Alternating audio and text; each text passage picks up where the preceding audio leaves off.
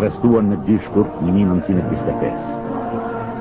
Atë ditë do të filonte kalvari I gjatë, I frikshëm dhe I pambarim. Diktatura komuniste do të ishte një ciklon që përfshiu gjithë popullin. Në syrin e ciklonit ishte kleri katolik.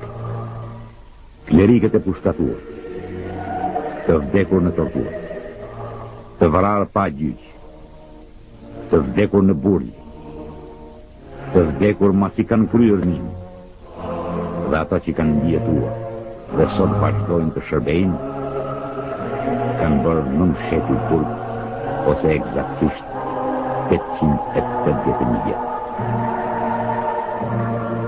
Të gjithë këta klerikë së bashku kishin kryer 450 vjet studime në 24 universitetet e Evropës.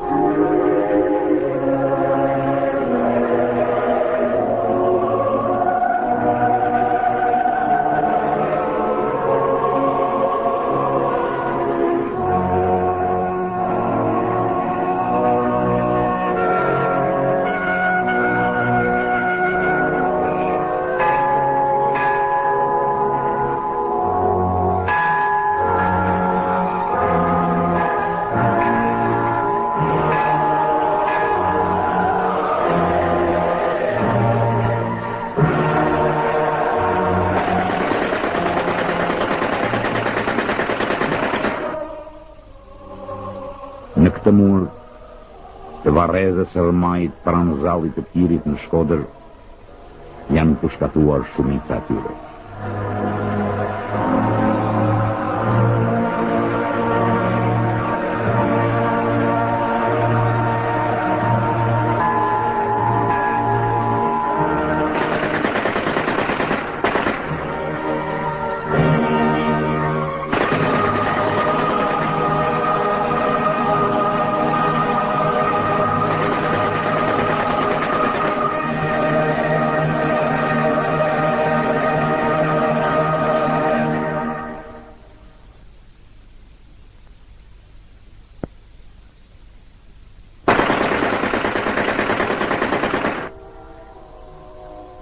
Kalvari do Mikelit qejtë mërshëm, më në fund e liruar.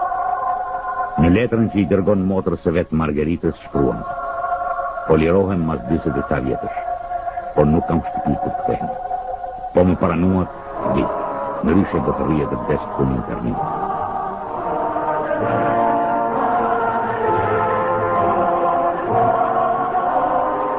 Dhe u kthye në rrugicën e tij.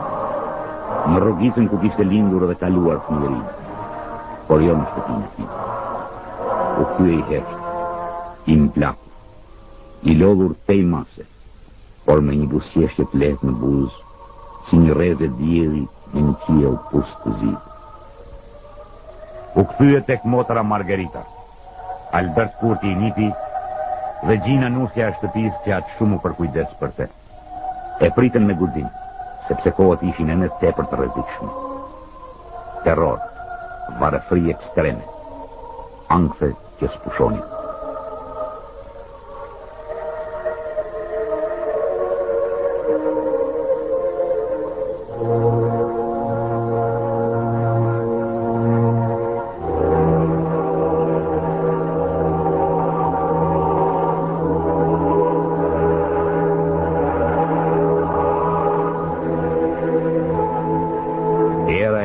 Demokratike që përfshiu gjithë linjën po frynte edhe në Shqipëri.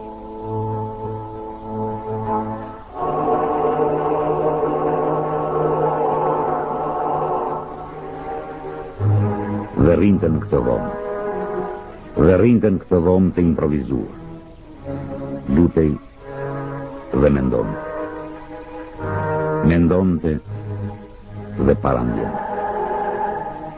Në ndrysninë e të mërshme të njerëzve të sigurimit, të rinj shkoderan nga të tre besimet rindërtuan aq sa munën kishën e varreve të rëmajt, dhe me 4 nëntor, 1990, 20.000 qytetarë pa dallim feje, pan neshën të dhe të donë si në Ljuban. Mbas 7 ditësh, me 11 nëntor 1990, shteti komunist u detyrua ta lejoj meshën. Komunizmi po trombite. Kjo që mesha e parë zyrtare mas një qerek shekulli.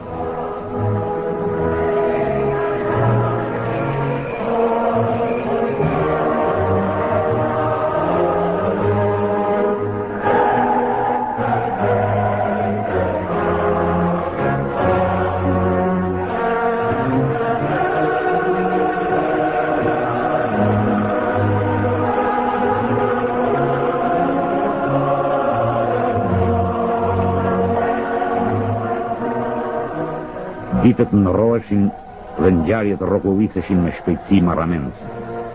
I gjithë populli i martirizuar u ngrit në këmbë.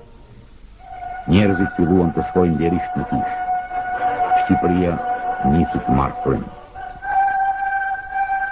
Me 30 tetor 1994, selia e shenjtë lajmëron në Argjipeshkrinë e Shkodrës se në konsistorin, që do të mbahet në Vatikan me 26 nëntor 1994, do të bëhet kardinal Mikel Koliki.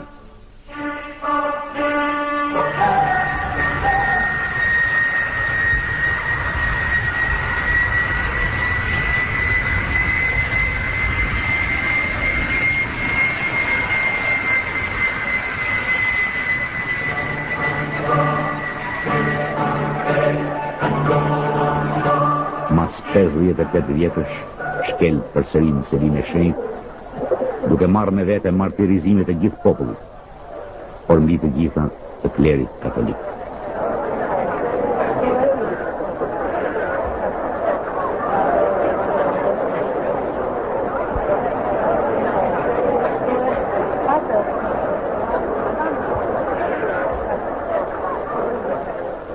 E shoqëronin familjarë.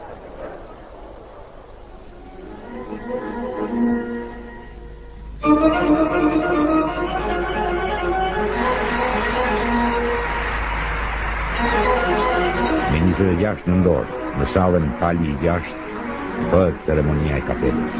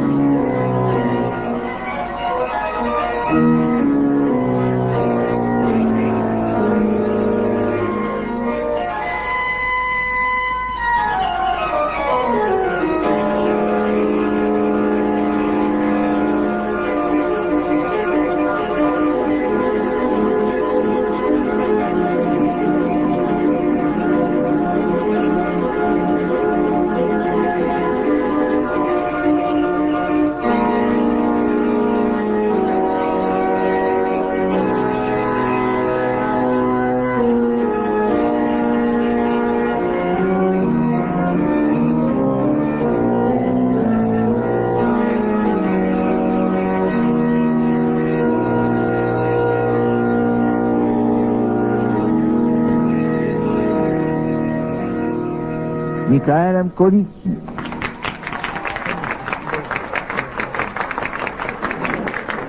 Presbiterum arcigdiecezis Shkodrensis.